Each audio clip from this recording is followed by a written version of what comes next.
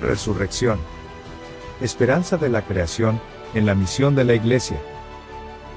Libro presentado por el Dr.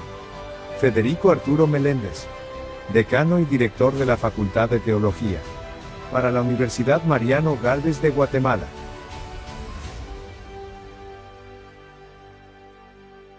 Ahora, los dejo con el licenciado Marvin Karin Matute.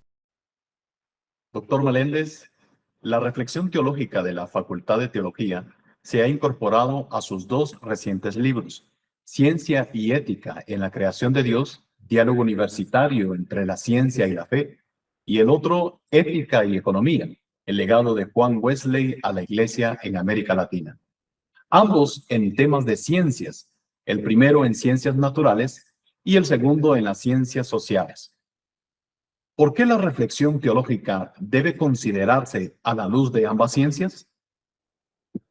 Fundamentalmente, yo diría que el papel de la teología dentro del contexto de la universidad es reflexionar a la luz tanto de la escritura como del contexto educativo, de la formación de liderazgo que hace la universidad a través de la facultad. Cuando pensamos en la relación que guarda la teología con la ciencia, pensamos precisamente en la formación científica que ofrece la universidad a través de las diferentes facultades. Siendo que la Facultad de Teología es una facultad situada dentro del contexto de la educación superior de Guatemala, tenemos que pensar la teología en función del contexto de las ciencias. Cuando precisamente escribí el libro sobre ciencia y ética en la creación de Dios, me inspiré pensando en la relación que guarda la teología de la creación con las ciencias, las cosmologías presentes y futuras, las diferentes maneras de ver la vida, la biología molecular, todos esos aspectos que son vitales para poder comprender el contexto de la teología, en este caso el contexto de la fe. Eso en términos generales sería para lo que es las ciencias naturales. Para las ciencias sociales, la Iglesia siempre ha tenido un discurso social, pero la facultad no es iglesia, es una unidad académica dentro de la universidad que sirve a la Iglesia en la formación de su liderazgo. Y siendo de esa forma, las ciencias sociales ocupan un lugar muy importante dentro del contexto de la universidad. Por eso creo que situar la teología dentro del contexto de las ciencias sociales es clave. De ahí que hablamos que en los programas, diferentes programas que la universidad, que la facultad desarrolla, están las licenciaturas, los profesorados relacionados con la educación, las maestrías en educación, la de ciencia y fe y obviamente la de Sagrada Escritura. Nuestro doctorado va en orientación precisamente hacia el papel que juegan las ciencias sociales en la reflexión teológica. Yo diría que eso es importante como para destacar precisamente cuál es el papel de la facultad dentro del contexto de las ciencias.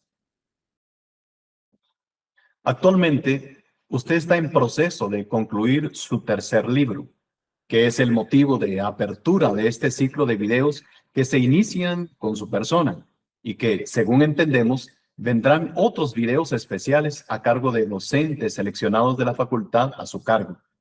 Nos surge la pregunta, ¿podría explicarnos de qué trata este tercer libro y por qué es importante para la reflexión teológica de la Facultad de Teología y del nuevo pensum, que es la novedad que se está trabajando para el año 2024?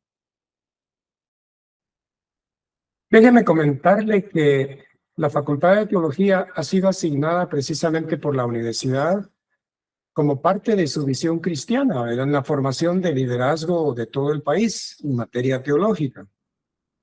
La educación teológica conlleva precisamente reflexionar sobre temas trascendentales de la fe, tales como el papel de la teología en la creación del universo, de la vida y el papel de las ciencias que, como dijimos anteriormente, juegan un papel trascendental en la formación de cualquier liderazgo dentro del contexto de la facultad. En relación con el tema del libro que estoy precisamente escribiendo, creo que este es un libro que va a ser clave en el desarrollo del pensamiento teológico de nuestra facultad. En relación a esto, la relación del libro sobre la resurrección, que se va a llamar precisamente Resurrección, Esperanza de la Creación en la Misión de la Iglesia. Este, creo, es un tema trascendental y central para el pensamiento bíblico y teológico de la facultad. Sí, como hemos señalado en el anterior libro, destaqué precisamente el papel de las ciencias y su relación especialmente con la teología, el lugar que ocupa, de ejemplo, por así decirlo, la cosmología en el estudio del universo, la formación de las galaxias y todo lo demás. Ahora, en relación con el tema teológico de la resurrección, uno se pregunta, ¿y qué tiene que ver esto con el universo? Pues yo diría que para hablar precisamente de este tema, el tema de la resurrección es central en el pensamiento bíblico y teológico de todo el Nuevo Testamento y especialmente para el pensamiento bíblico y teológico de la facultad. La resurrección es el tema central del Nuevo Testamento, tanto en los evangelios como en el pensamiento del apóstol Pablo. Y sobre el tema de la resurrección, déjeme decirle que no es posible ninguna reflexión teológica ni para la universidad ni para la facultad si prescindimos de este tema trascendental de la resurrección. Sobre la justificación del libro sobre la resurrección, es realmente una continuación de mi libro sobre ciencia y ética de la creación, pero ahora con un enfoque especialmente y exclusivamente bíblico y teológico. ¿Por qué hablamos de esto? Porque cuando el libro anterior sobre la relación de la teología con las ciencias, abordamos precisamente el papel de la cosmología y de las otras grandes disciplinas en la relación con la teología. Y hablamos de un modelo de integración. Pero este libro lo enfoqué especialmente para relacionar el pensamiento bíblico-teológico de nuestra facultad para una congregación, o mejor dicho, no una congregación, sino un conglomerado más específico, en este caso, un conglomerado cristiano. Mi interés en este libro es relacionarlo con una teología de la creación. Sí, sigo pensando en el tema de la creación como algo importantísimo, pero basado precisamente en la resurrección de nuestro Señor Jesucristo. Yo creería que si Dios es el creador de todo cuanto existe, Él es el único que también puede darle vida a los muertos. Y este muerto, dado a la vida, es precisamente Jesús. Y si estamos hablando de la transformación de la muerte para dar vida, Jesús es el único que transforma toda la creación de muerte a vida. Entonces tenemos que pensar precisamente que el mensaje de la resurrección es un mensaje de vida. Y Dios es el creador de toda vida, no solamente de la vida humana, sino de la vida en el sentido universal del término. En ese sentido, el enfoque del libro se inicia como una descripción de la cosmología de Israel, porque estamos hablando de un contexto bíblico y un contexto eminentemente teológico. Y básicamente los especialistas hablan de qué manera el antiguo pueblo de Israel reflexionaba sobre el tema del inicio de la creación o del principio de la creación en sus propios términos. Ahí se nos explica precisamente en el libro de Génesis que la creación es como un templo y es la maravillosa expresión de ver la creación como un templo, pero como un templo cósmico. Y el Edén es el lugar donde Dios colocó a la humanidad para que sirviera de sacerdote en ese templo y representara toda la creación. Aquí no estamos hablando de la relación del origen del hombre desde el punto de vista científico, ni del origen del cosmos desde un punto de vista como lo describe la ciencia. Aquí estamos hablando netamente de una descripción bíblico-teológica. Y los eruditos especialistas en el Antiguo Testamento nos hablan precisamente de que la creación debe ser vista como un templo. Recuérdese usted que Dios creó el universo en el sentido literal de verlo, como lo describe Génesis, en 7 días. Y el número 7 está relacionado no solo con la perfección, sino también con el sistema de templo de adoración en el antiguo Israel. Y el Edén hay que considerarlo no como un jardín, un espacio verde, sino como el lugar donde Dios situó a la humanidad situó al hombre, al ser humano, lo colocó precisamente para servir de sacerdote en ese templo. Esta es una visión teológica muy particular, que difiere de la visión científica, porque los antiguos pueblos no pensaban en términos de ciencia como lo tenemos hoy. Entonces hay que considerar el aporte teológico, el aporte bíblico, como para considerar este tema fundamental. Yo creo que en ese sentido es como tenemos que entender tanto la creación como el templo cósmico, como la naturaleza de la humanidad como imagen de Dios. La imagen de Dios no hay que presentarlo en términos de neurociencia, porque eran conceptos muy alejados de la realidad del antiguo Israel. Tenemos que considerar la imagen de Dios como el mensaje que nos está dando la Biblia de que somos administradores de ese templo, administradores de la creación, pero que ahora obviamente derivado del pecado humano, de haberse constituido él mismo como el centro del universo, la creación ha caído en una deformidad, si la queremos llamar así. Esa deformidad afectó toda la creación. Cuando decidimos por nosotros mismos valernos y ser el centro de nosotros mismos, y esa ha sido la naturaleza humana de todos los tiempos. Ahora, la palabra de esperanza es que Cristo es, mediante su resurrección, ascensión y segunda venida, y el juicio final, obviamente, que está asociado con la resurrección. Cristo resucitado es ahora el Señor del cosmos, el Señor de toda la creación. Porque la creación, como yo mencionaba, es hablar de vida, porque Dios introdujo la vida dentro de su creación. Recuérdese bien que hablamos en el libro de Génesis cómo Dios insufló en el ser humano el ruaj, el Espíritu de Dios que le dio la vida. Entonces, esto es un lenguaje religioso, es un lenguaje bíblico, es un lenguaje teológico, no es un lenguaje científico. Y que difiere, pues, como hemos estado hablando, de consideraciones puramente científicas. Ahora, sobre el tema precisamente de la resurrección en la creación y especialmente en el mundo del devenir de la iglesia, en su misión en el mundo, diríamos que la iglesia es realmente el resultado de la resurrección de Jesús. Porque sabemos nosotros que la resurrección marcó el punto de partida del nacimiento de la iglesia y la llegada del Espíritu Santo. Entonces, la resurrección es la que constituyó la naturaleza misma de la iglesia y su fundación. Y a ella se le encomendó precisamente a la iglesia la tarea suprema de llevar a cabo y predicar el reino de Dios en la tierra. De esta misión de cuidar precisamente la creación fue el plan original de Dios. Y creo que de aquí se desprende un hecho teológico que para mí en lo particular es muy significativo.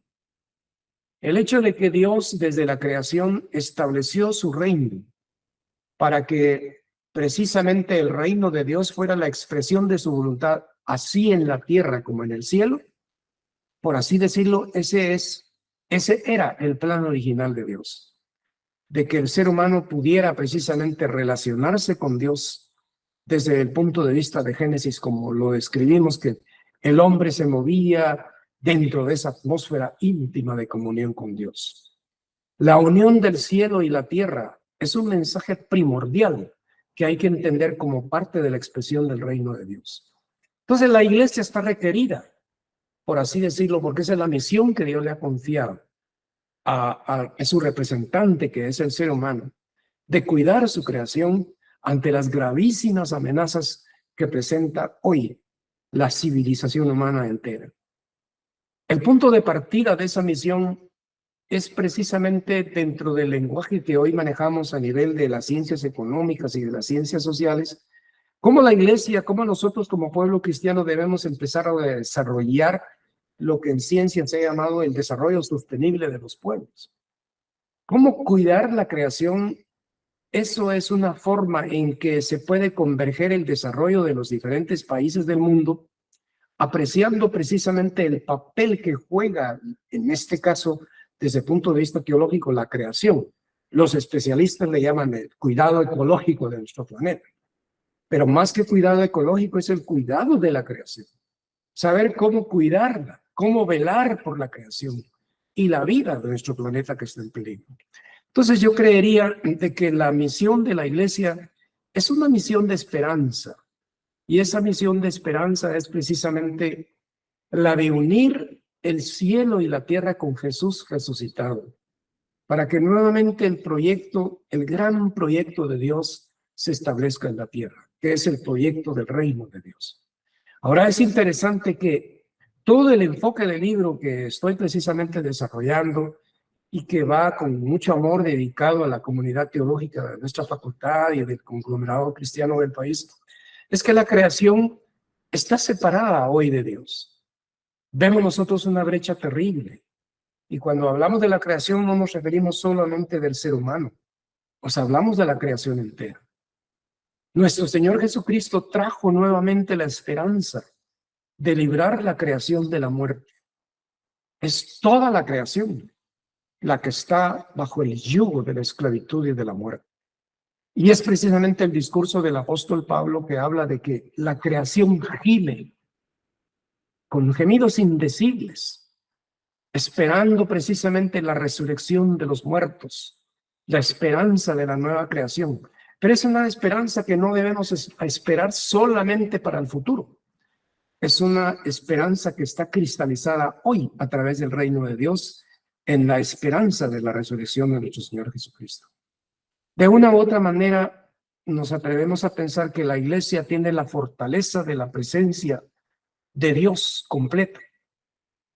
Hoy se mueve precisamente dentro de la vida de la iglesia el Espíritu de Dios. El Espíritu de Dios es el que mueve toda la pasión del ser humano para poder ser agente de cambio en el mundo, en la sociedad, en todos los términos. Y hoy por hoy, al pensar precisamente en estos grandes temas que nos enfocamos en el libro, resurrección, esperanza de la creación, yo creería de que la iglesia es la única entidad que de una u otra manera representa la voz de Dios en el mundo.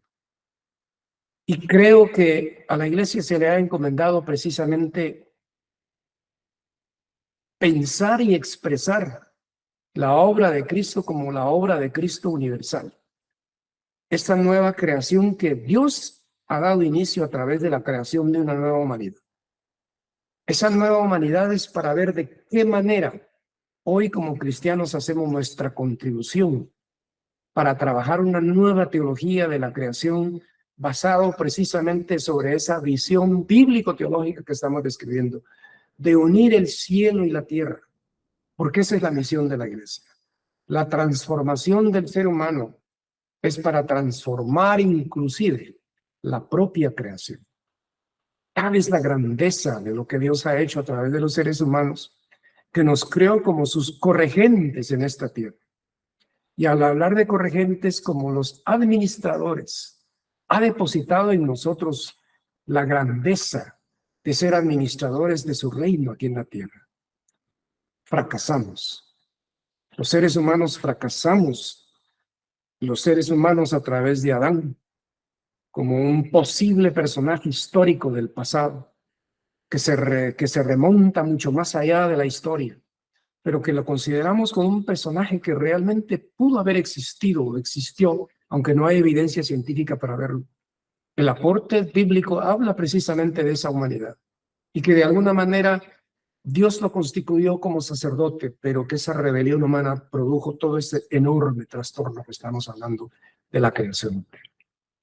La obra de Cristo es universal. La nueva creación ha comenzado para dar germen, para dar cabida a una nueva creación de la antigua creación. Dios no desecha nada, porque Dios no puede destruir lo que Él ha creado.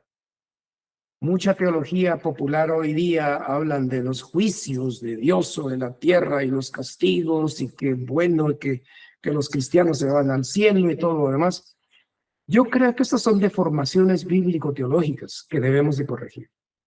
La única esperanza realmente hoy por hoy es la que estamos anunciando acá como el hecho trascendental de que Dios ha actuado en sí mismo en la persona de Jesús.